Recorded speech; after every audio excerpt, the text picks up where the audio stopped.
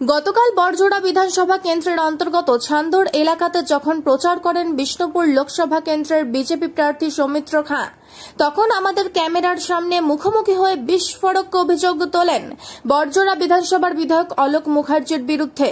তিনি বলেন, প্রতিটা ফ্যাক্টরি থেকে মাসওয়ারা নেওয়াটা বন্ধ করুন, তাহলে এলাকার উন্নয়ন হবে।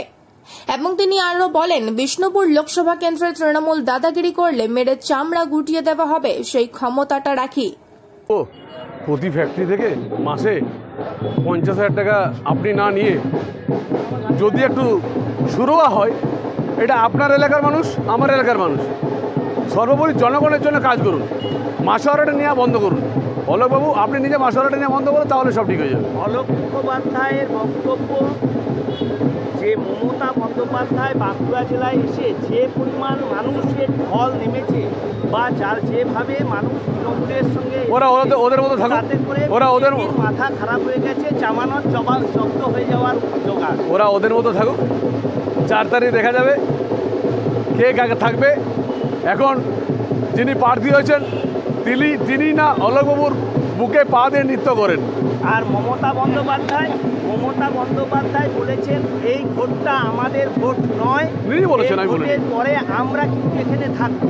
এর মধ্যে কি কোনো আমি শুধু একটা কথাই বলবো, ওনাদের ভোট নয় এটা স্বীকার করেছে যে লোকসভা ভোটে উনি কিছু করতে পারবেন না। তারপরে দেখেন ও কি হচ্ছে না হচ্ছে, কে কোথায় থাকবে না থাকবে। দেখেন বিষ্ণুপুর লোকসভায় ওই দাদাগিরিটা চলবে না, চামড়াটা তুলে দেবো যে দাদাগিরি মারতে যায়। আচ্ছা, এই বিজেপি উপরে এইটা কি সাধারণ কর্মী সমর্থকদের উপরে একটা প্রচ্ছন্ন? আপনাকে একটা কথা বললাম, বিষ্ণুপুর লোকসভায় তৃণমূল কংগ্রেস দাদাগিরি মারতে দেয়, চামড়াটা তুলে নেব, এই ক্ষমতা রাখি। তার পরিপ্রেক্ষিতে বিষ্ণুপুর লোকসভা কেন্দ্রের তৃণমূল প্রার্থী সুজাতা মণ্ডল কটাক্ষ করে বলেন, বিষ্ণুপুরের যিনি বিজেপি প্রার্থী তিনি জেনে গিয়েছেন যে তিনি হেরে গেছেন, তাই প্রতিদিন উনি আমাদের লোকেদের গালিগালাজ দিচ্ছেন এবং হুমকি চুমকি দিচ্ছেন। এগুলো বিজেপির কথাতেই মানায়। উনি চ্যালেঞ্জও ছুটে দেয়, বিষ্ণুপুরে আমাদের নেতাকর্মীরা পিঠ খুলে আছে, আপনি যদি মায়ের দুধ খেয়ে থাকেন আপনি আসুন মেরে দেখান, তারপর আমাদের মেয়েরা আপনাদেরকে জবাব দিয়ে দেবে। বিষ্ণুপুরের যিনি বিজেপির প্রার্থী উনি এতটাই মানসিকভাবে হতাশাগ্রস্ত হয়ে গেছেন যে উনি নিশ্চিত বুঝে গেছেন যে উনি হেরে বসে আছেন। 4 জুন ফলাফল বেরোনো শুধু সময়ের অপেক্ষা। তাই উনি প্রতিদিন আমাদের তৃণমূলীদেরকে গালি দিচ্ছেন, গালিগালাজ করছেন এবং এতটাই ভুলভাল বকছেন যে উনি রেগুলার জোকারে পরিণত হচ্ছেন।